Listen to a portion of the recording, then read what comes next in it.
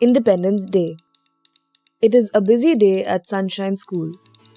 Mrs. Verma is a class teacher of 1B. She is talking to the students. Children, tomorrow is Independence Day. It is our national festival. All of you must come to school tomorrow.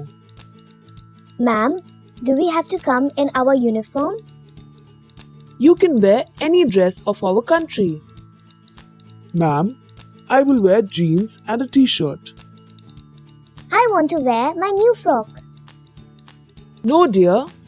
I mean the dresses that people wear in different parts of our country.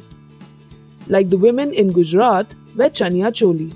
Oh, I really like that dress. I will wear a chaniya choli. Yes, I will wear a sherwani. I will wear a veshti and a kurta. I will dress up as a Kashmiri girl.